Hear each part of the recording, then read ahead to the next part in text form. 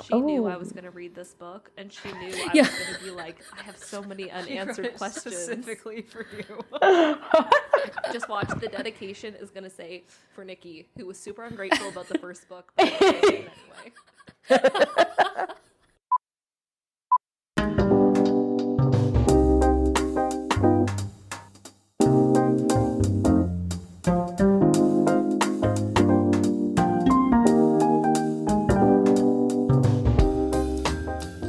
Hey everyone, welcome to BYOB, the Bring Your Own Book podcast. I'm Tilly. I'm Kelly. And I'm Nikki. And this week we're so happy to have Jess Owens as a special guest once again. Hello, Jess. Hello, thank you for having me. Of course, thank you for coming back. We're so glad to have you once again. Yeah. I'm honored, honestly. Aw. Don't be. No. We are, oh my God. Yes, be honored. We're honored. Okay, everyone's honored.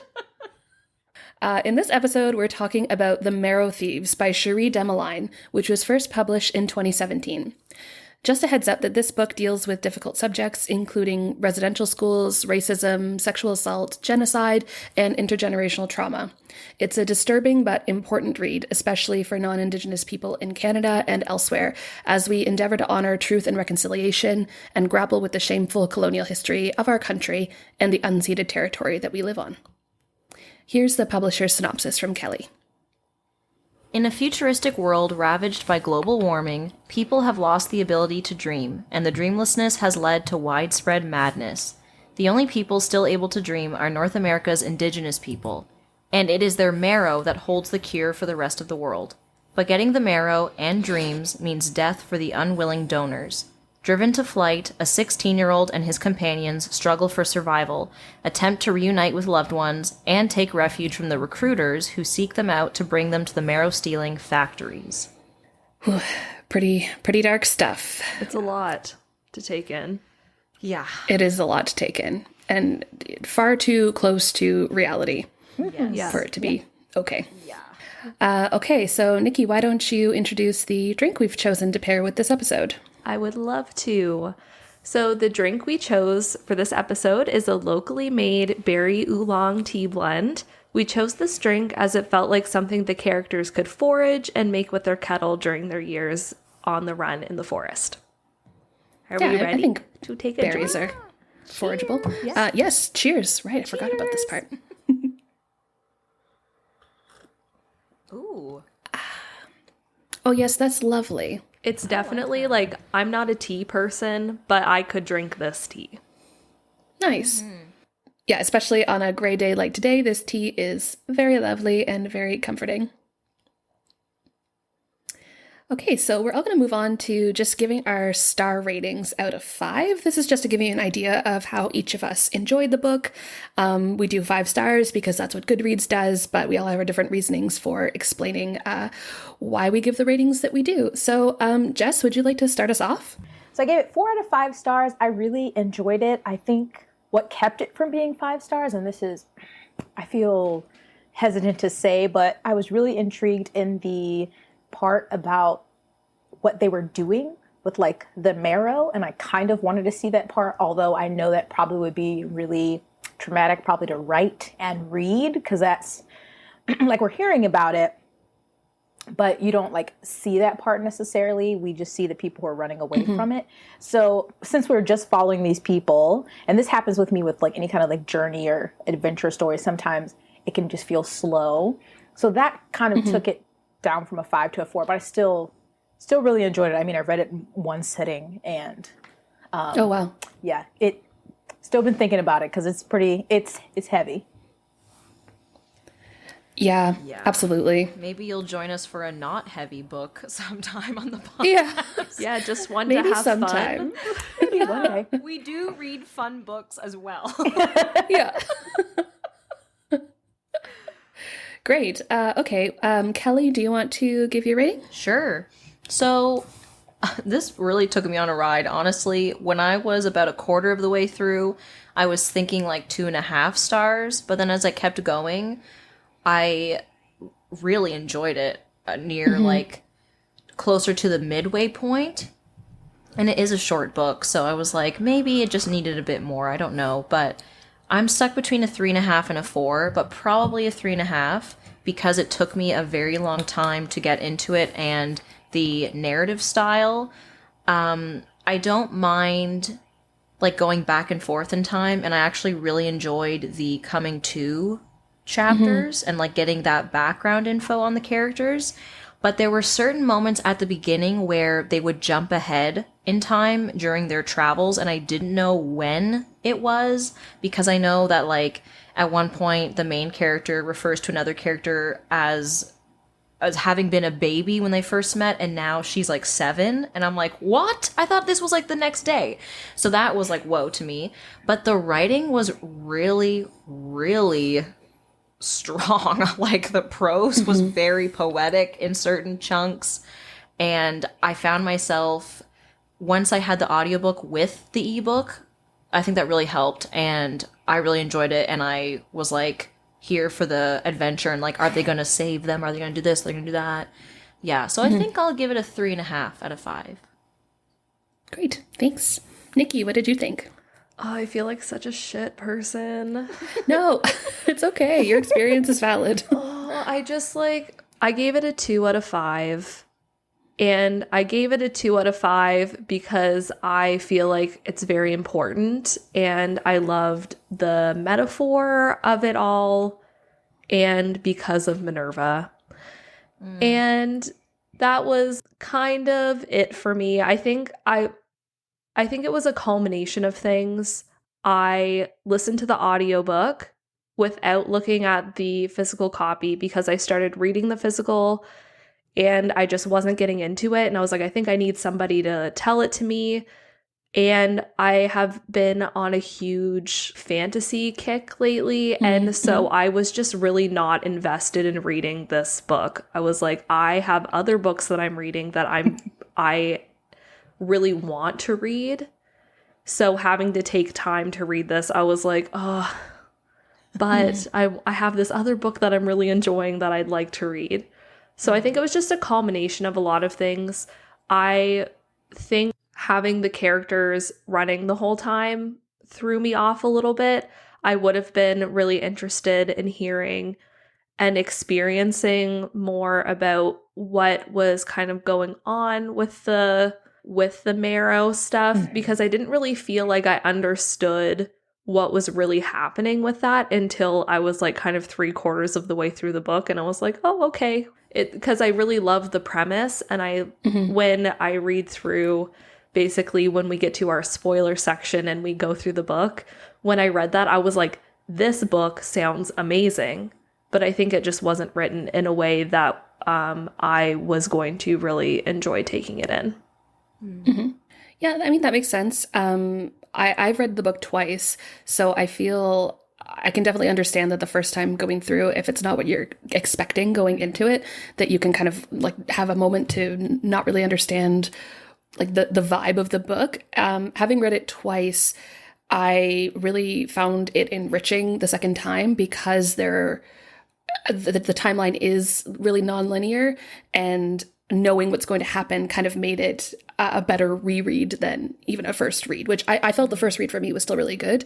But I would encourage you to try it again if like in a few years, if you would like to, because I think it is worth a read. And obviously you took some great things out of it. Yeah, I think definitely I would read it again in the future. I don't know when, but it's definitely a book that after I finished it, the longer I was away from it, the more impact I felt. I feel a lot more strongly about the book now than when I was reading it. So I'm not going to change my star rating because that's how I felt when I finished. Sure. Yeah. But my feelings now are at like a 3.5 star about it. Not about like the physical book. Yeah. If that makes sense. Totally fine. And sometimes you're just not in the right space for a book too. Yeah. It can be really great and it can have a big impact on you, but while you're reading it, you're just like, it's not for me right now. Yes. That being said, I will talk about my star rating for the book, which I mentioned I've read it twice, and both times it was a 5-star for me.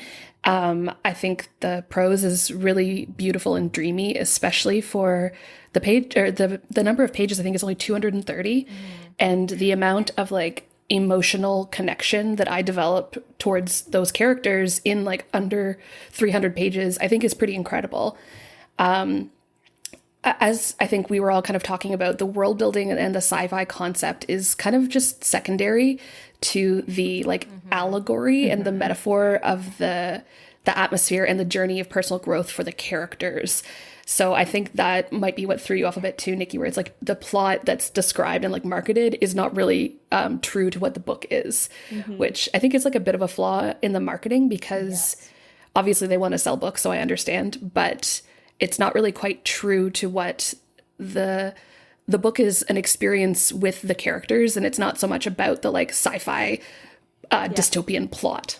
Yeah, I think I was expecting something that was a little bit more removed from truth.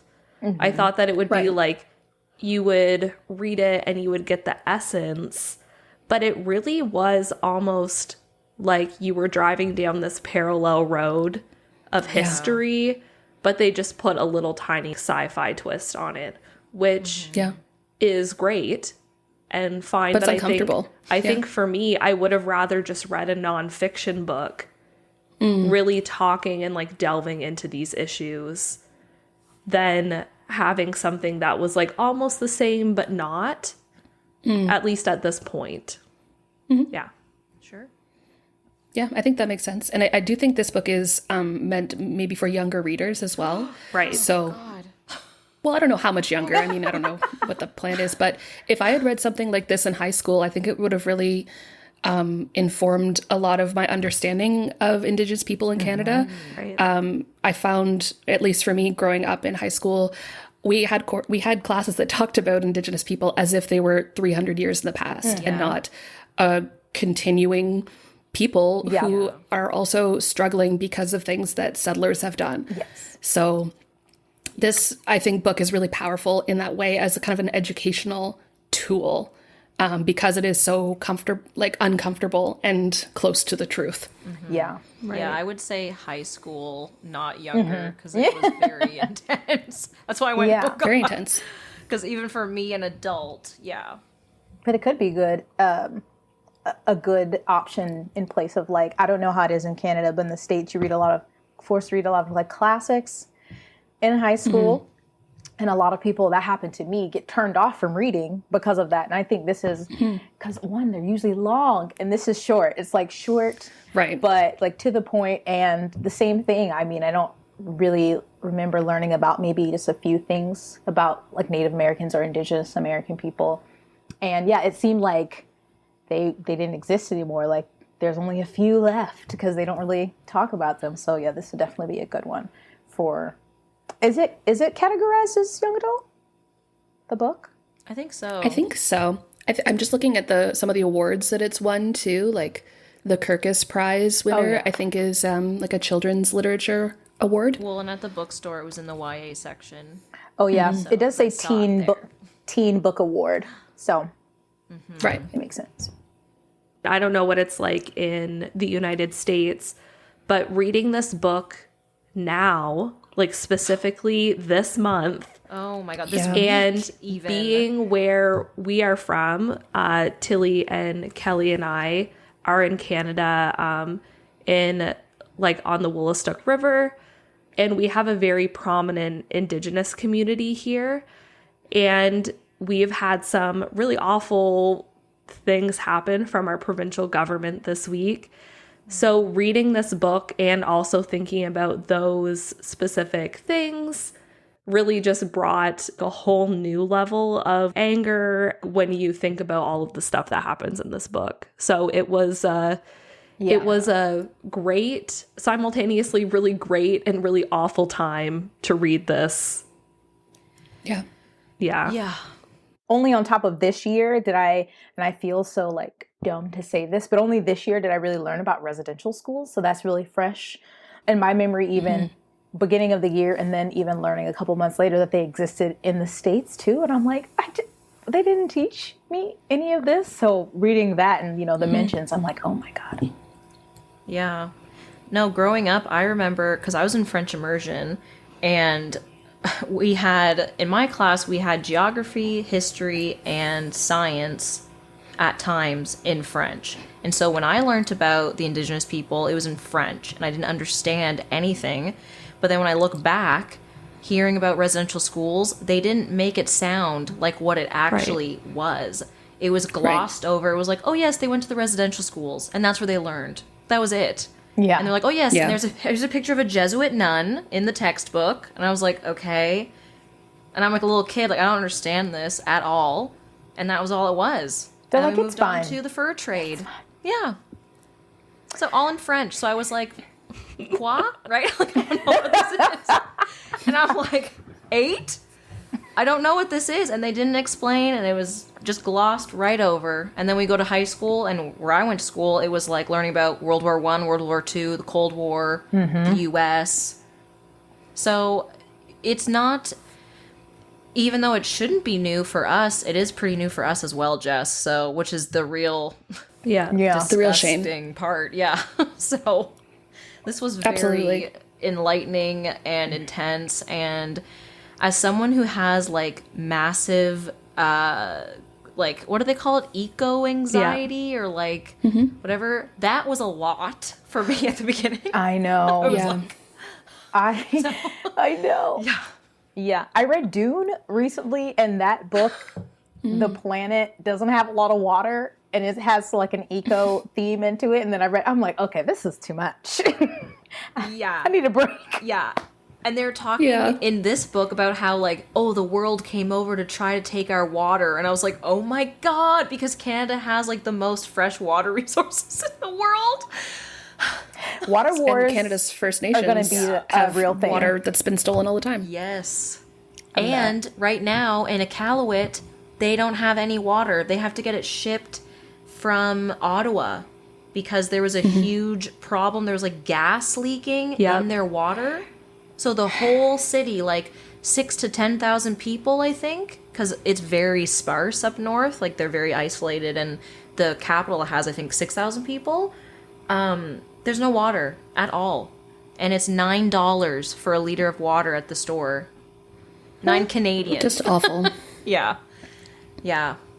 So this was very timely, and Yeah. it is kind of like what you said, Nikki. Like it was parallel and not so much like, this is a sci-fi spin on a what if. It's very parallel, which is disturbing. It's the too near future. You're like, Yes, absolutely. When she said the year in the book, 2049 or That's whatever, not I was like, no. that's not far enough away for me. Honestly, that it was still Yeah. like No. I didn't need That's that close. date. No. Also, I read, you know what? I need to make some better choices because I recently read Parable of the Sword by Octavia E. Butler, and that was written in like the 80s or the 90s, and the year was 2024. And I was like, oh no. And the same thing with Issues with Water, and I was like, this is uncomfortable. oh man. So, you know what? Right. I need to go read a It's romance. the trajectory we're on. I need a romance. No. Oh my God. I I'm won't sorry. allow it. Yeah, no, but it's true. I mean, well, on that note, why don't we give some book recommendations if anyone has any? I do. Great. I'm worried that Jess is going to say it, so I will go first. I do this to Kelly Okay. all the time. All I have. All the time I do this to her. So she needs to do it to someone else. I need a win. No. This is all I have, okay?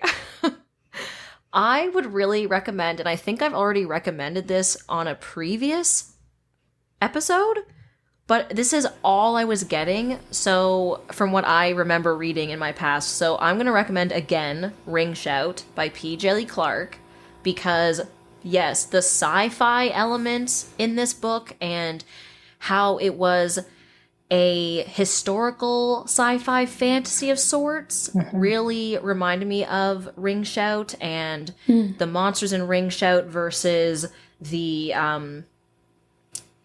like the recruiters and some of the more kind of like magical elements in the book just really brought me back to that. So yeah, and it was also a similar length. So I don't know, would you consider the Marrow Thieves a novel or a novella? That I think it's a novel. I think if it's A short under novel. 100 pages, that'd be a novella. I think. I don't know the rules. Okay, I don't know. But yeah, I would recommend that one. I really enjoyed it. I think there's similarities. It's not about Indigenous people, but it is about Black people and racism in America. So yeah, I would recommend that one. I have a lighthearted recommendation. Yeah. If you Let's hear it. love people walking forever, but you don't want to be in emotional distress about real life things, read The Lord of the Rings. Oh, yeah. J.R.R. Tolkien. Yeah, Never heard of Some probably unknown haven't read author. it, but I can tell you it's a maze, and it will help you not be sad. Oh. A little sad. Yeah, and a little happy, because who doesn't love Tom Bombadil? Apparently Yeah. everybody except for me. But true. anyway. Tom Bombadil. Who the heck is Yeah. Tom Whoo. Bombadil? He takes up a lot He's of in the pages. books. I not the enjoyed movies. that part, and everybody yeah. else was like, fuck In this Fellowship guy. of And I the was Ring? like, no, I love him. He was Oh. so fun. I just needed it to be like this and not this. I was like, okay, let's get past Well, Tom. we know where my priorities lay. His name is too long even. Bombadil. Tom Bombadil. It's like, It's an excellent name. I mean, I'm sure his mother loved him, so Okay. I don't know him. We hope. Wow, okay. Just cut to the core by Kelly. I need to keep the comedic relief for this episode. No, it's true, and I appreciate it very much. You're welcome. Jess, do you have a recommendation for us? Yeah, a book I just finished, which is not lighthearted, but it is a really quick read. It's a thriller, They Never Learn by Lane Fario. I literally finished this yesterday. Yeah, I think yesterday. Oh, wow. And it really is actually a thriller, because a lot I feel like are classified like that should be mystery, but the chapters are short, and it definitely, there's two point of views that alternate, and you know, one ends and you're like, oh my god, so you got to read the other one to get back to theirs. But so it definitely makes you like want to turn the pages. It was a very interesting story. I always find thrillers really hard to explain, but essentially, like, it's set at a university, and you're following a college student and then also a professor. And, you know, they may have some anger issues, a deep, dark side to them. Ooh. You know, about teaching men a lesson. That's it. It's great. It's short. Okay. Teach them a lesson. Great. That's it. You sold me, Go get it. honestly. Yeah. They never learn. Okay. Great. Thank you. The book I want to recommend for this episode is also a fairly recent read of mine, Trail of Lightning by Rebecca Roanhorse. So this is also a post-apocalyptic novel by an Indigenous author centering a young Indigenous monster hunter who works with tricksters and gods. And it also features this like similar kind of gritty atmosphere and a juxtaposition of modern and traditional teachings. So I found myself thinking about it a lot as I was reading The Marrow Thieves for the second time. And I think if you enjoyed The Marrow Thieves, you'd probably enjoy Trail of Lightning. So I'd recommend it. Cool. Yeah. Great. All right. Are we ready to move into spoilers? Yes. Okay, well, folks, you guessed it. We're moving into spoilers territory now. So if you haven't read the book, The Marrow Thieves, and don't want to know how it all turns out, you should stop listening now. And if you like what you're hearing, feel free to leave us a rating or a review on your podcast app of choice. We'd really appreciate it. So if you don't want any spoilers, you should leave now. Bye-bye. Bye. Toodles. Okay, we'll begin with a quick recap of the rest of the book so we're all on the same page. Okay, as we know from the synopsis, the book takes place in a not-too-distant Canada where Indigenous people are hunted for their bone marrow. In the first chapter, our protagonist, Frenchie, a young Métis boy, tells his coming-to story. How his family was taken by recruiters, and after days of running through the woods, he eventually collapsed and was found by Miigwans, a middle-aged Anishinaabe man, leading a group of Indigenous children north where they hope to find safer lands. In the present, teenage Frenchie has been on the run with Meeg and the rest of their ragtag family for 5 years. Frenchie's family consists of the teens Chi Boy and Wob, the twins Tree and Jiguan, the kids Riri and Slopper, Meeg, and their elder Minerva.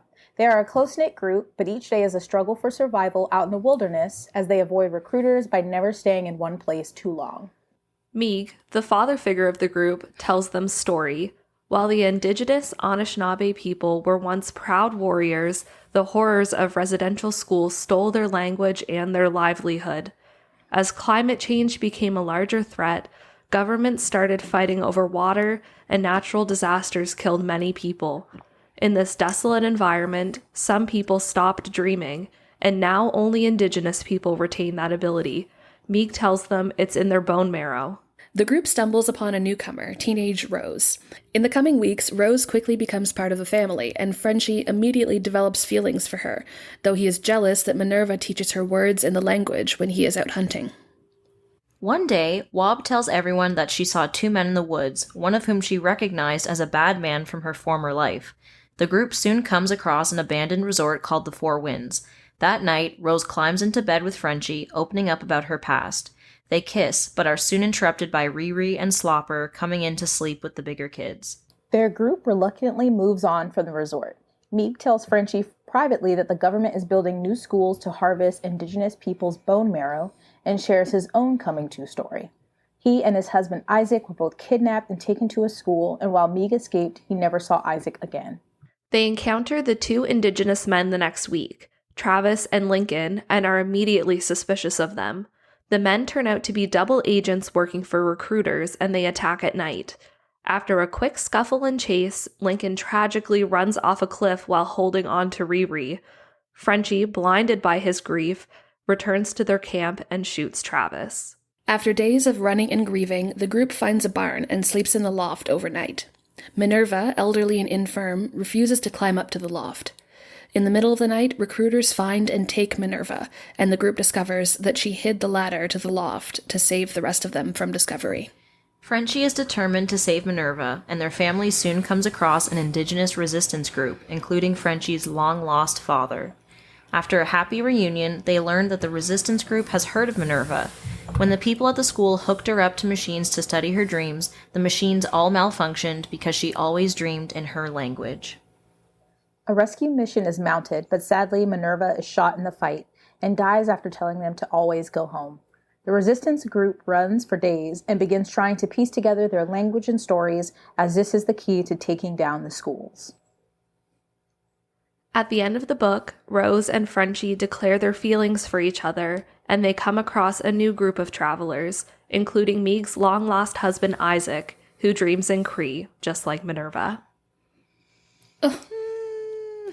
It was such a happy moment at the very end that I really, really needed. Yes. Yeah. I had a little cry at the end of it. Yeah, that, and when... Feel the same way? When Frenchie sees his dad again, I was like, great, good, we're getting some relief here. Yeah. Just what I needed. I couldn't trust any good thing in this book. I was like, oh my god. So I'm glad there was some kind of happiness and hope, because whoa. You needed it. Yes. Yeah. And the happiness, the love between Frenchie and Rose, too, was also something that kind of kept me going, because his love for her was so pure. It was, he was a teenage boy, but it wasn't ever really talked about in kind of a sexual way that you would expect. He talked about how she was beautiful and how she gave him hope and challenged him to be a better person. And she was feisty and spirited and really kind of put him in his place when he needed it. Yes. And that was something that I really loved about this book too.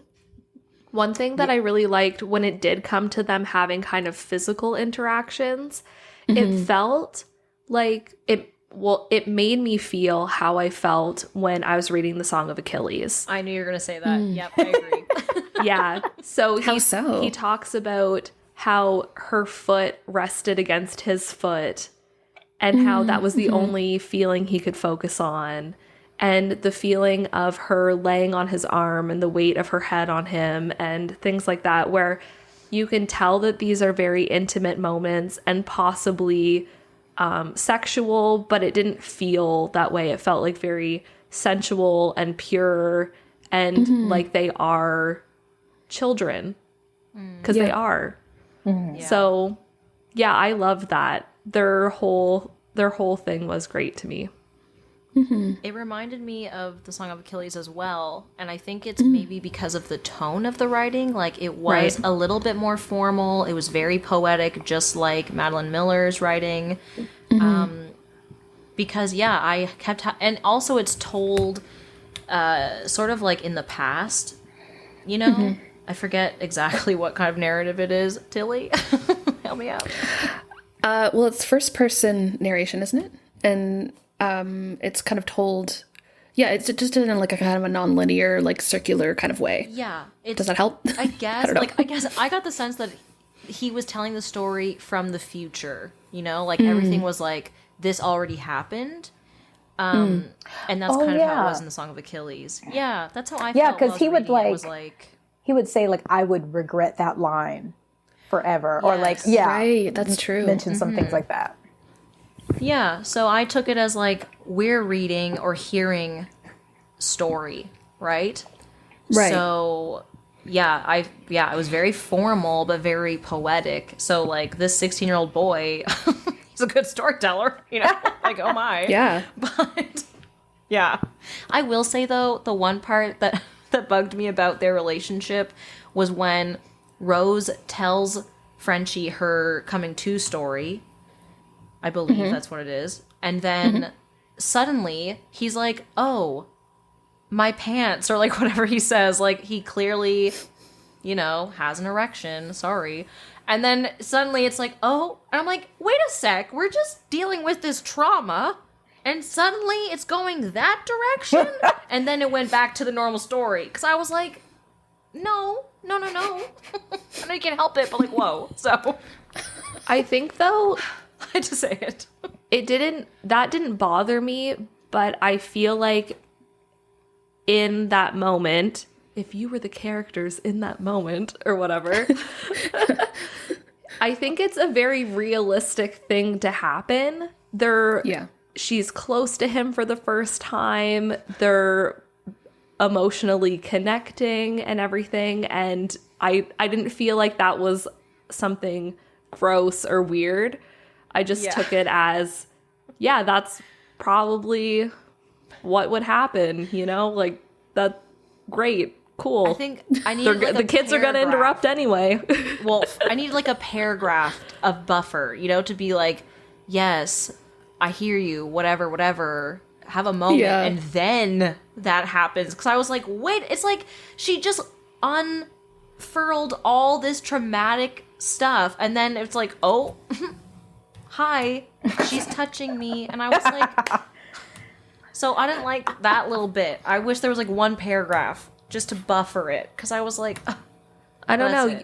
You know how if you tell somebody about something that upsets you and you do something to distract from the fact that it's upsetting, or you try to make light of the situation or something like that, that's, I think, how I felt. I was like, oh, okay, yeah. I don't know. I don't know. It makes sense. It's just me. I'm like, One thing I wanted to talk about, which I actually did a little bit of like tiny bit of research on, because I was just very interested in the style of the narrative, was kind of this Indigenous circular storytelling oral tradition. So I had kind of heard of this very peripherally on TikTok by like Indigenous scholars who talk about literature. And so I was just really interested in like, I wonder, this feels like it could be part of that. And just from my like tiny bit of reading, once again, I am not an expert. I feel like it is part of this tradition where, there's generally non-linear narratives featuring multiple layers, and there's often no real like beginning or middle or end, which is what it felt like in this book as well. And I really liked it because I felt like it was a snapshot of these characters' lives. Like we were kind of part of their family and we were learning things at the same time that they were. And it also made sense to me that Minerva was like kind of the elder and the keeper of the language, and of the oral records was typically kind of a task for the older women in families. So I felt like it was, I don't know, it just felt really new, and to me personally, because I haven't read a lot of Indigenous fiction, and I was just really interested in this style of narrative. Yeah, that makes sense. Yeah. It does. I could see that with the structure. Because it's like there was a plot, but sometimes I wasn't sure what was going to happen next along the way to the... You know what I mean? Like, whereas, like, other story arcs are very clearly like, okay, rising action, climax, now we're going to have a solution, whatever, you know? This was more like... Right, it didn't fit into that mold. Yeah. Yeah. Yeah. But definitely makes it unique. Because same, I haven't read much Indigenous fiction, or have I read nonfiction? I have them on my shelf and need to get to them. But, well, I did read Firekeeper's Daughter, which is by an Indigenous author, but that was a more traditionally structured book. But that would make sense, since that, I feel like a lot of Indigenous or older cultures have that, like, oral language or oral records are more important than, you know, it being written down. Yeah, and I found like it kind of like opened my mind to what fiction can be, or like what writing can be, because like you were saying, Kelly, like in school you're always taught about the rising action and then like the graph with like the climax and then the de-escalating whatever it is. And I always found that like so restrictive as a young person who liked to write. And it's really wonderful to read different kinds of books that don't adhere to those rules at all. And I don't know, I found it like really kind of inspiring. It made me want to read more books that were like this and not predictable. Well, I have another one of her books that I haven't read yet because I just bought it. And I was like, ooh, I have to read the Marrow Thieves first. But this one is called Empire Wild, I think. Oh yeah, it's her adult book, right? It's an adult book. And it's about the Rougarou. So, which comes up in this book. So I was like, oh my gosh. So I'm really excited about that one. I'll let you all know what I think when I read it. Yeah. So I'm very excited. It's also very short, which I like. Because, oh my God, my brain. But, So earlier, what lowered my enjoyment for the book with, and I think you touched on this, Nikki, about the whole situation in the story, because obviously it's Indigenous people are still being able to dream, and they take the marrow from their bones.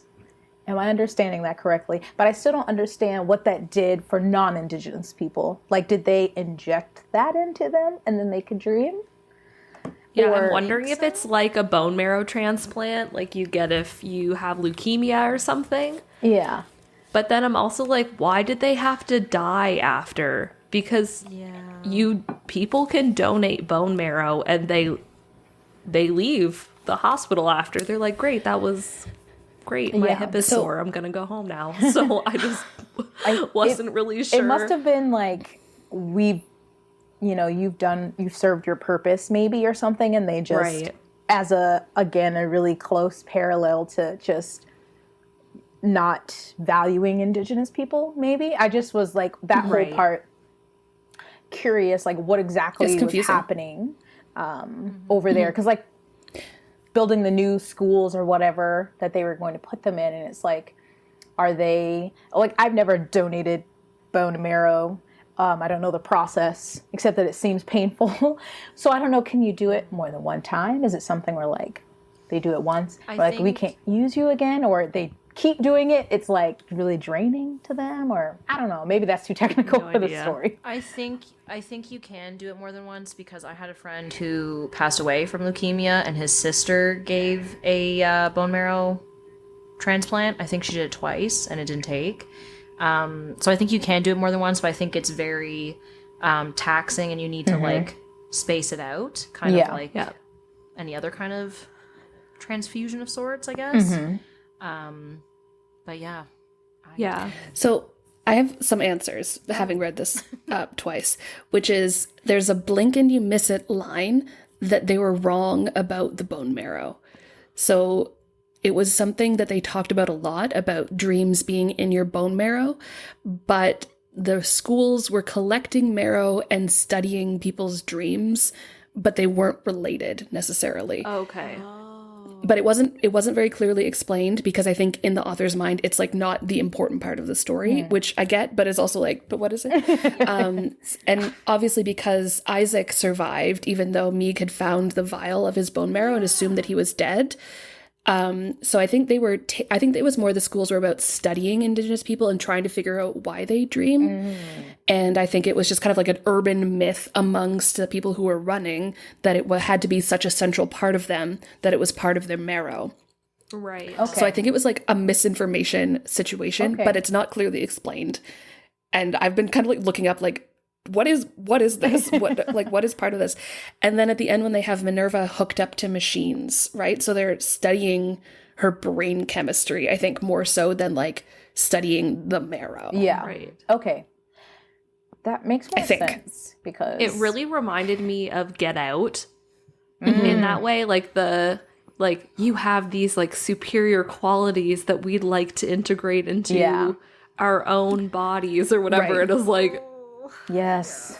ooh. Yes, that is But such an I would have, person. at the end of the book, when they meet the worker who's in the school but is like a double agent for Indigenous people for the community there, I was like waiting. I was like, are we gonna get a chapter where she's like, this is what's going on in the place?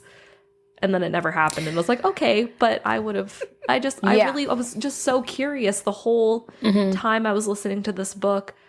That was my number one motivator for like to keep going, because I was not having a super great journey through the novel. And I was like, please just tell me, I want something. But it didn't happen. So now feels like fine. a really good time to tell everyone that there's a sequel Yes. that's coming out, I think this month, I need that's it. 400 pages Oh. and involves one of the characters being in one of the schools. So I think I mean, that not would great, probably... but I'm interested. Right. Not great, for sure. But I think that would delve more into the kind of scientific sci-fi aspects of it, from what I can tell. She knew I was going to read this book, and she knew I was going to be like, I have so many unanswered questions. Specifically for you. Just watch. The dedication is going to say, for Nikki, who was super ungrateful about the first book, but I wrote this one anyway.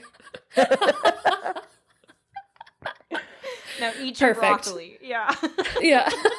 Oh my gosh. I didn't realize it was going to be so long. I did see a sequel and I just Yeah. assumed, oh, it's probably going to be another short one. But that is promising. Yeah, I think it's supposed to kind of be expanding upon the world that's been created in this one, and a follow-up with the characters. So I'm really excited to read it. Yeah. Do you know if it's like immediately after the first, or like time has passed, or do you know? I'm not super sure because I just looked it up very briefly before we started recording, but it's called Hunting by Stars. Yes. And I think I saw that it was coming out in October 2021. Am I wrong about that? This is Let me October Google it. 2021. When we I know, that's why I was so excited. I mean, what? It's November. Yeah, October 19th, 2021. It's supposed to come out in 2 days.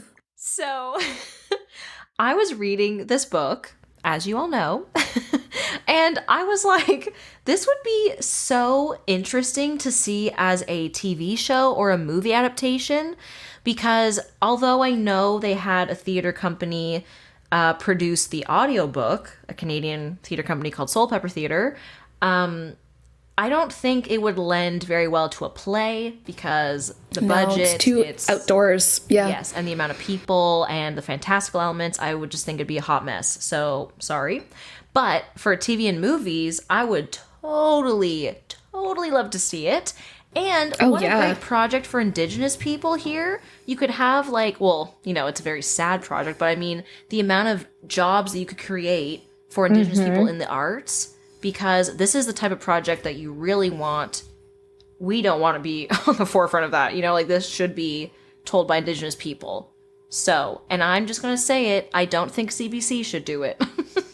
Because CBC is like Canada's TV station. You know, it's publicly funded, whatever. I don't know. I don't think CBC should do it. I think it should be like a separate company. I don't know. But I just feel think like it'd be really cool. It would be really good, like, Netflix series. Like, they have, like, such good budget, and I think it would be, like, so friggin' good. I think I would have really connected with the story more watching it. Yeah. Because and There'd be being so able much, to like- actually see what was going on instead of just being like, and we were walking, and we were walking, and then we were running, and I was like, we made oh, camp, exciting. and then we were walking. And then we found some water. Just kidding. Some boots. Yeah. Yeah. That's fair. It makes me think, I only watched a couple episodes of the 100, I think, and they're not yeah. Same. closely related, but it's just making me think of like being outdoors, and like they could do a lot with that, especially when they're telling the stories. And like, I'm thinking about the flashbacks for their coming to stories, and it could, yeah. And then I feel like if it was just the timeline or just the stories we were getting or perspective in this book, maybe it could be slow. But if I don't know what the second book's going to do. But just like you were talking about the double agent they had, if they had like a perspective from somebody on the inside and they kind of like went back, you see these people on the run, and then you can see a side of what's actually happening. That would be, who do we need? Netflix, who do we need to call? Where's the email? I was literally just going to say, do we need to pitch this and be like, don't listen to us because we're white, but listen to us for like a second. Like, Please go talk to Cherie. don't We listen just to wanna us, bring it but like up, listen to us but for like then- 5 minutes and then just like take it and run. Yeah. Yeah. Yes. Yeah, and there'd be like so much cinematic tension that could be built with the camera Yeah. angles and Especially like the with quick the cuts and recruiters, the like- leaves. Them this down, could like be, they hear the like- whistles and. Oh It's yeah. like Game of Thrones, but Canadian Indigenous author, okay? Like, let's go. Because all the elements are here. You've got sci-fi. You've got historical Romance, fiction. a little bit. of romance. You have intense Suspense. violence. Yes, suspense. You've got magic. You've got beautiful moments in here. You've got educational moments. Like, It's got it all. I'm sold. I'm thinking of Kelly, this. you pitched it to me. Cherie. This I will sign the checks. no, you won't. Don't Just kidding, I have no money. I'm thinking of the scene that would be when Meigs is telling a story about him and Isaac in the little cottage, and then those people who come along, and then that part at night, like that would be so like he comes out and there's and she tells him like you need to run, like that. I mean, reading it, I was like, oh no. And Oh, the no. close like profile shot Yeah. from the camera on Meig's face being like, we gotta go. Yeah. And Oof. Isaac being like, Shivers. no, it would be great. Emotional, Yeah. but great with the right people. Yes. I was so mad during that scene. Me too, I know. I loved the fact that we had a non-heterosexual couple in this book, Oh, and yeah. he was the Yeah. leader of the group because Yeah, it was never a big thing. It was No. just like, yeah, my husband. And everyone was like, yeah, your husband. Yeah. I believe that that's quite true to Indigenous people in general. It's like they have two-spirit people. They have it's not so And much two-spirit black is and white. and two-spirit is a gift. Yeah. I've heard like elders say. Yeah. Yeah, So I just and thought it was great too. Not only colonialism was like, no. Yeah. because it's great to not only have a non-heterosexual character in the book, but also to have him as a leading figure and like a father figure and someone who's really respected and's got control of the group. I just thought that's great. Especially like a manly quote. I'm doing air quotes because Right. it's Yes. often presented Right, he's like the sometimes hunter. in fiction that if you're queer that you're more effeminate or less of a quote unquote man, but he was a hunter, strong leader, and it wasn't like it was just a natural part of who he was. Yeah. Yes, love that. I loved it. And I love that they had tattoos on their ring fingers rather than rings. It was like a buffalo Yeah. tattoo, I think. Yeah. Which I'm not sure of the significance of the buffalo, but I thought that was a really lovely part. Yeah, especially at the end We when he wouldn't was know like, anything about the significance noticing- of the buffalo because we came and killed them all. So I'm a vegetarian, but yeah. Yeah. I also between reading this Dune and Dune's like more fantasy, but just they're on a planet that doesn't have a lot of water, and then Parable of the Sower, and also watching TV shows. I'm like, wow, if anything came to, I just really probably would die immediately because I have no skills. Like, I don't know what I could eat. I can't hunt. I can't do anything. think about that very often when I watch things like that. I'm like, I should learn how to make a fire with sticks or something. I should like, run. I need to make myself useful because then people are just going to be like, oh, she's kind of like fat. I'll just kill her and eat her. like, that would be my like useful skill. Another moment that really stood out to me in this book that was very visual and would be great if there was like a visual adaptation.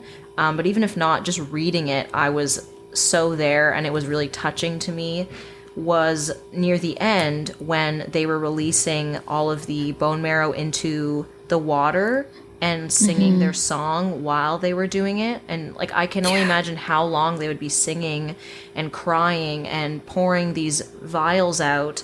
And just the description of it, I did highlight it, but the description of it was just so beautiful, even though it would be a very, very heartbreaking moment.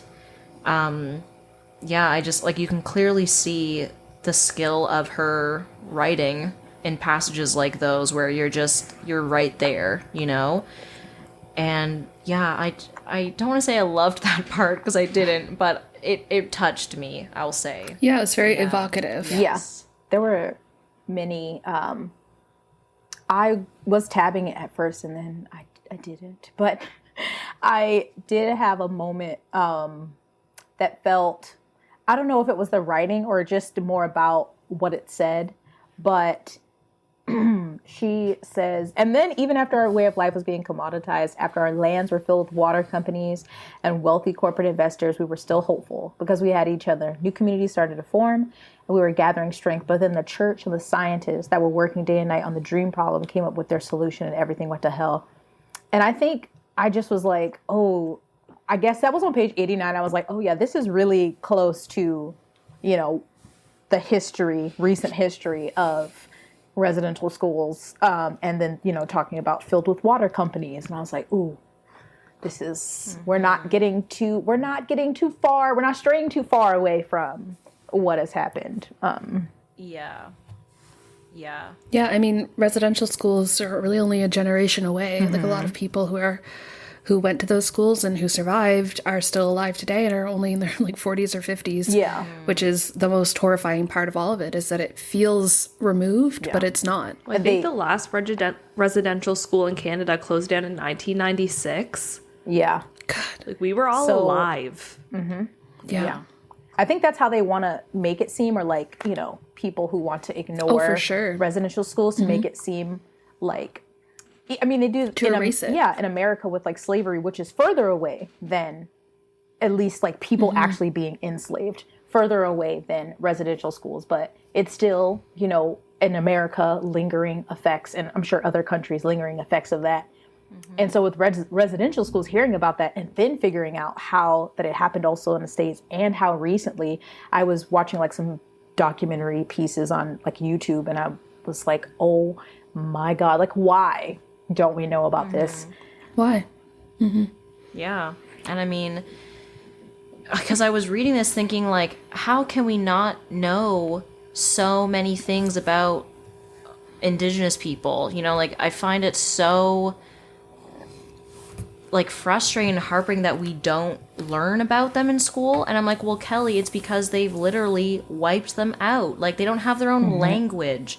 So in the book, like, they're trying to keep their language, right? Like, people here and now are trying to keep their language alive and their culture and their, which is so bizarre for me as a white person to think about, because it's like, I speak English, you know, like most people I know speak English. I don't have to worry about, you know, who am I? What is my language? What does this sound like? What does it look like? Like, all these things. Like, Frenchie in the book is like so upset and jealous that Rose gets to learn a word a day. Yeah. You know? Yeah. It's just like, And they talk a lot, Frenchie talks a lot in the book about feeling old-timey, and how that gave him so much pride to feel like he was doing things in the way like they would have traditionally been done. Yeah. I found that was so touching, and to, you know, to prize that and to be looking for it. And to, but yeah, it's so sad and horrifying that it's not there Yeah. in the book, and it's not always there in real life either. Yeah. I wrote that down too, how he, felt, or how he like creeped up to the room when Minerva was talking to the girls, because like he had missed out on so much of that. And then even previously, like obviously from where he had his family, he's still growing up on the run. Like it's been all these years, and lost so much of that, like that he would get if he was normally at home. Like he would get story and he would get language. Yeah.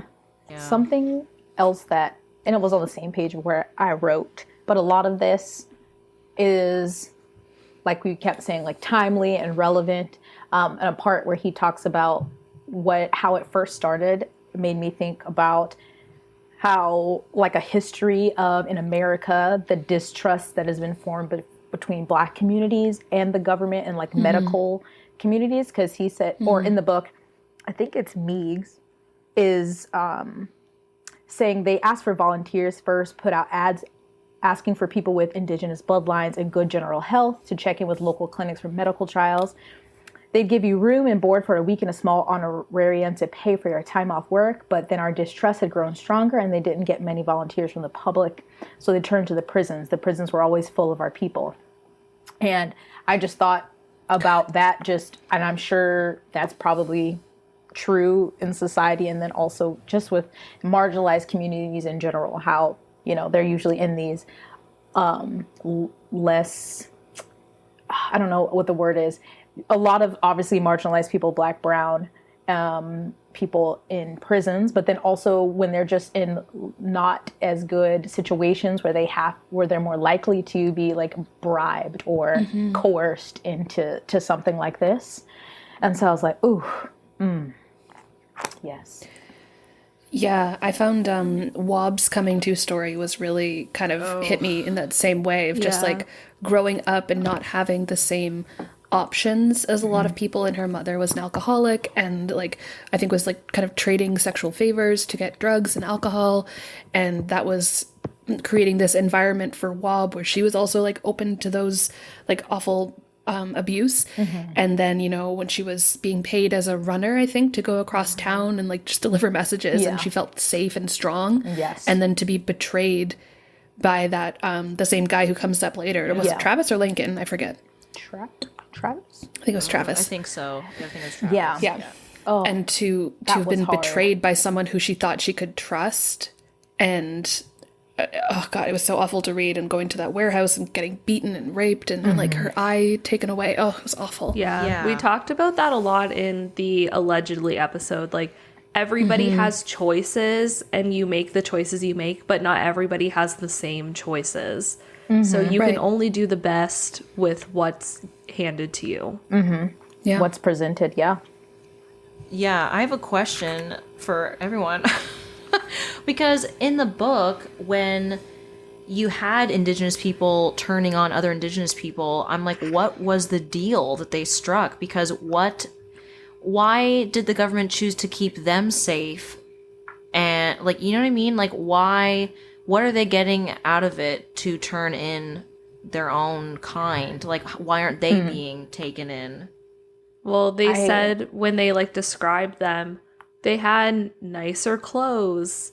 They one of them had a little bit of a belly, which meant that they were actually like eating things. They had real weapons. So I think honestly, and pills too. Yeah, I think one of them had pills. If you get that far into a situation like this, like kind of a almost like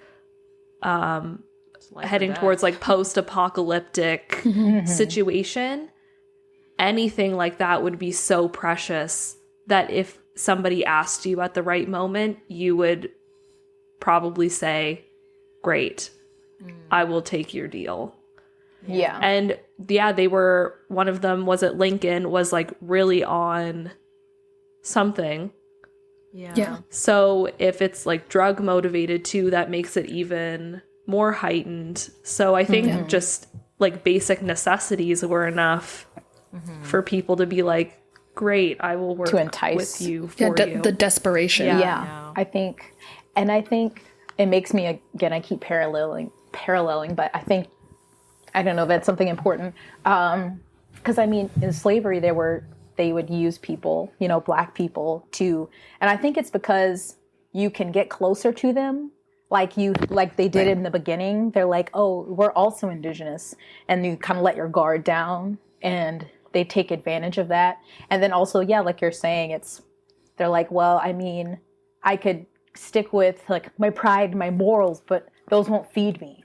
I'm hungry, or like, give me a safe place. And I feel like probably they eventually probably turn on them too or something, or maybe they don't. Maybe if they keep bringing them people in, they'll let them feel like they have some kind of power, and they feel like they have a guarantee. At least I can eat. I have somewhere to sleep. I know I'm doing wrong, but like I'm looking out, because like, a lot of those post-apocalyptic stories and stuff is like people, I think, war with looking out for other people or just worrying about yourself. And they're probably like, well, I'm just going to put myself first. Which is hard to say what I would do in that situation. Like, I want to say, like, I wouldn't, but Noted. I also love to eat. You won't be hanging out with Jess, if that's the case. You're not getting in the boat. Because you like to think, too. Yeah, I always like to think, I'm like, well, I wouldn't do that because I would, have my moral standpoint. But yeah, you just never know until you're in that situation. Well, I think like weird musical reference, but everybody's like, oh yeah, like Hamilton, Alexander Hamilton, he always stood up for what he believed in. I'm like, yeah, like 95% of the world are Aaron Burrs, okay? Yeah. We're all like, I don't really agree, but I'm not going to say anything because I don't want people to be mad or whatever. And I think ultimately those things will translate into major situations. Yeah. Like, you're not going to, if you won't stand up for someone, if they say this person sexually assaulted me, and you can say, oh, well, they were always really nice to me, so I'm still going to be friends with them. In a situation like this, you're probably going to be like, well, I could eat, so it's really hard, but like, and it's hard, really shitty. Like, nobody wants to like look at themselves and be like, yeah, I would do the shitty thing. But that's the truth. I mean, statistically, probably. It's very easy to sit here and say, I feel like I'm a good person and I would never do anything to hurt other people intentionally. Yeah. But, and I mean, there is a part in the book where Frenchie's crying with his dad and he's like, I've done things. And his dad's like, we've all done things. And I just was like, oh, and that was all he needed to say, It's like, you're good. We've all, Yeah, it's a different situation. I recently read a nonfiction book, Caste, and she talks about, because she's comparing the caste system in India and Nazi Germany to like the caste system between Black people essentially and white people in America. But one part she was talking about, like, because people used to go out to lynchings, like they used to make it a day, like they get dressed up, they go have a picnic, they have photographs. And same thing in Germany when Hitler and stuff were coming through, everyone's standing outside, it's a parade. And she's like, there are a bunch of just normal people in this picture. And she's like, you basically saying the same thing, like you like to think you wouldn't do that, but it's hard to go against the majority or to, you just don't know in those situations. There were tons of just people who thought they weren't bad people who just went along with these things. And I was like, oh gosh. Because I'm always like, oh, I would never. And I still would like to think I would never, but yeah. Whew. Yeah. You just don't know, when some things look good until they don't. Yeah. And then you realize you're in too deep with something and you can't get out. I don't know. Yeah. And we're going there. I'm going to go there. I'm taking an arts course right now, like arts management. And something I read, I was like, what? So we're talking about getting charity status, and this is related. Let me get there. I promise it's related. I'm along for the ride. Yeah. How to get charity status in Canada, and like if you're a company or whatever, nonprofit. And we are still following the rules that Queen Elizabeth I wrote for how to become a charity. Like, you have to be furthering education, furthering religion, or furthering a social cause. It cannot be political. So if you do anything that's like super advocacy oriented, then you're not going to be a charity. You have to like create a separate like offshoot to advocate heavily, which I was like, whoa, because the reason why I bring it up is because the whole, when I read You Need to Be Furthering Religion was the first one, I was like, question mark, because I, you know, what we're finding out now with all the residential schools and the burial sites on church grounds, and I'm sure it would have had a role to play in this book and the world of this book, and they're not paying taxes, you know, and it's like that charity status is getting them a lot of funds, and like, I don't know. I don't think everyone who goes to church is bad. That's not what I'm saying. I'm just saying I thought it was very interesting that we're still following what Queen Elizabeth I, back in Shakespeare's time, wrote for what constitutes a charity. Yeah. I was like, interesting. So Time for an update. Yeah. An amendment, maybe, just a review. Because that, it keeps the power with those in power, right? Yep. So, and charity's supposed to be bringing good. And I know other people have different opinions of what's good, what's not good, what's useful, what's not useful, sure. But I'm just like, whoa, because now we're here, right? And we're trying to learn, we're trying to help out, and we're trying to change things. And then we have the government here saying that you're not allowed to say that you're on unceded or stolen land, you know? And the Prime Minister, our very first Truth and Reconciliation Day, what did he do? He went on holiday. Like, what? I don't know. I don't know if that made any sense, if you're going to keep any of that, but I'm just like, question mark, but, you know? Yeah. Old ways, and it's like, there's a lot of good-meaning people who were a part of organized religion, but I think like the institution of the church It's done a lot of harm. Yeah. Because all those Done a lot of harm. residential schools, when I was watching those documentaries and stuff, they're all led by nuns and priests, I think. Were priests involved? And I'm like, and hearing from the people who have survived, what they went through, what they witnessed, and like that was led by the church. Like all the violence and abuse and just cruel things done to them, and then the bodies hidden by the people who are supposed to, you know, be the signal of, or the sign of, I don't know, love thy neighbor and all this good holy stuff. It's too much. So I'm just saying. Yeah.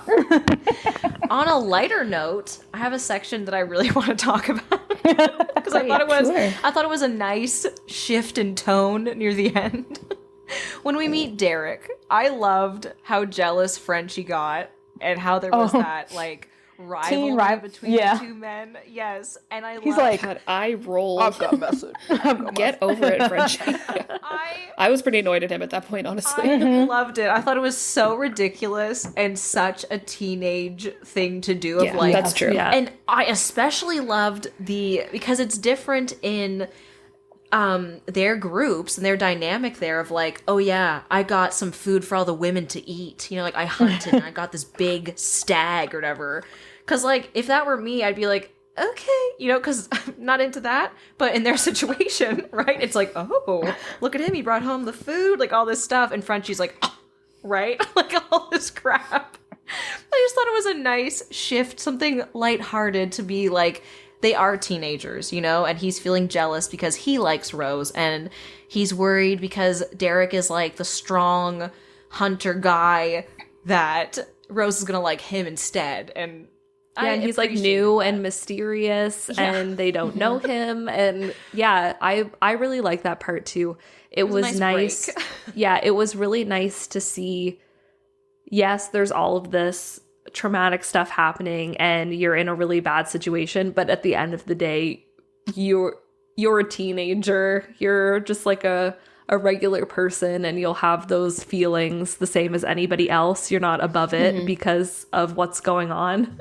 Yeah. Yeah. And then I liked how Rose was pissed at him because she was like, why are you acting like such a grumpy jerk all day? You wouldn't even talk to me. You wouldn't even do this. And I was just like, get it, girl, because a lot of people can have that feeling of like, why isn't he talking to me? But for her to like straight up be like, you are the problem of this. Yes. Get over yourself. Yeah. And he listened and he was like, God, she's so right. Yeah. And I was like, yes, good. Because those are conversations that a lot of teenagers wouldn't know how to have. That's another important educational part of it. I thought was like being open with your emotions about stuff. Yeah. Yes, seriously though. Oh my God. Yeah. He's like, my braid's longer. I'm like, all right. Yes. Yeah. Yeah. No, yeah. That was too funny. I also loved the bit when they were kissing and it was like she pulled me closer by my braid. I was like, oh, I liked that sweet. part. That was sweet and also like, oh, you know, because like, oh my goodness, come hither. Like, oh my God. But I thought that was so nice because it's not that kind of book, but yeah, but it was one part of it though. Very nice, you know. I just thought that was so sweet and like, you know, just I don't know what I'm trying to say. I'm trying to say like unabashedly being themselves, you know, like we don't have a lot of men with long braids. It's not like a traditionally like sought after look for white men necessarily, you know, but like it's huge in their culture. Like their braids are very important to them. And I just loved that little like feature, the little highlight that she wanted to include in that moment. I just thought was like, yeah, and then I think both Rose and Frenchie cut off their braids for Minerva's funeral. Yeah. Which is so powerful. Yes. Yeah, I got kind of teary at that part because I think Minerva was my favorite part of the book. The knowledge and wisdom that she brought, and also her foresight and the risk that she takes to save everybody else. Oh, yeah. And you can tell she's like, I'm holding them back from being able to go faster because I'm old, and this is my opportunity to make sure that they have a chance to get away. So I loved Minerva. She was my favorite, and reading about them cutting their braids for her, I was like, oh, getting super emotional. It was just so sweet. Yeah. I have a question though, because I was confused at the part where Minerva was hooked up to the machine and they were like going to look at her brain. Because then stuff started blowing up, and I thought she had caused that through her dream magic, if you will. I don't know how you would call it, but she didn't die. I thought she died in the explosion. So then when she was in the truck, I was like, what? She's alive, but now she's dead? So I don't think it was magic. I think it was that the machines didn't work in their language. Yeah, they like it's like they overheated and like exploded. Yeah, because you know they would have expected to be able to understand her dreams, but because all her life she'd only ever dreamed in her own language, it like overloaded and like short-circuited. I don't know all the technical terms for these machines. I don't know what these machines look like, but I think that's the idea, is that it was like a translation problem because it hadn't occurred to any of them that it would be anything other than their colonial language. Yeah. Typical. Yeah, they didn't update it. They just kept saying, remind me tomorrow, remind me tomorrow. And then it blew up. Yeah, I did that right before we hit record. I was like, nope. But okay, because I thought it was this huge explosion, and I was like, oh my god, she went out in a blaze of glory, this badass, you know? And then when she was still alive, I was like, oh, she's alive! And then she died. I know, it was a roller coaster of emotions. Yes. A lot. Especially because they were so close. Like, they had killed everyone else, except for the van driver, and he just turned around and just shot her right through the van. It was so upsetting. Yeah. Because you're like, oh, everything's safe. Like, the rescue mission was successful. We're going to get her. We're going to bring her home, boys. And then her just dying in Meeg's arms. And she was so peaceful about it. And just, you know, her one final piece of wisdom about like, always go home. Oh, God, so upsetting. Yeah. So I wanted to share a quote. It's past halfway of the book. It's in the latter section. And it's a nice section where Frenchie and Rose are running to water. They hear the sounds of water, and he's watching her run. And he's just being kind of swept up in the vision of her running. And it says here, "She moved ahead, pushing through the dense bush like a coyote. I was seconds behind her, muscles pumping, face smiling, watching her break free and throw arms forward and back in wide strides. She was so beautiful. I wanted to catch her, and I wanted to watch her flee. I could find no satisfaction in my intentions. They were too tiny for the wholeness of her and who I was with her. I loved her. The certainty of the feeling was clear and bright and brown and lean, and it hit me in my throat so that breathing became weeping." I just really liked that. That's so lovely. Yeah, I really That is loved very nice. yeah, the visual of like I wanted to watch her, but I also wanted to run after her, you know? Which I was like, oh, so just so Young nice. love. Yeah, moments of that were Yeah. in here where it was just so beautiful. So loved it. I love that. Well, I'll close us out on this quote from page 152. This is after Minerva has been taken and they're going through her belongings. So the quote is, "It was Rose who found the jingles. In a small fold of hide were 24 rolled tin lids. They weren't smooth and uniform like the jingles we'd seen in old pictures, hung from women's dresses, being danced into grand entries at the old powwows when we were safe to make noise. These were rough around the edges from our camp can opener and stamped with expiry dates and some with company names, Campbell's, Heinz. We passed them around, careful not to slice our fingers on their jagged curves. But why? Aren't they supposed to make noise?" Slopper was confused. We'd been told over and over again that silence was the only way to move out here, the only way to stay alive. It was Cheeboy who answered, out of character. "Sometimes you risk everything for a life worth living, even if you're not the one that'll be alive to live it." Yes. Minerva. So beautiful. Yes, I love Well, with that, I think we'll end the episode. So thank you so much for listening to this episode of the BYOB podcast. If you enjoyed this and want to hear more from us, you can head over to our social media accounts to keep up to date on all things BYOB. We've got Facebook, we've got Instagram, we've got TikTok, Twitter, the works. Stay tuned after this to hear the first line of our next read, the mystery novel The Sweetness at the Bottom of the Pie by Alan Bradley. See you next time, and until then, keep on drinking in great stories. Cheers! Next time on BYOB, the Bring Your Own Book podcast. It was as black in the closet as old blood.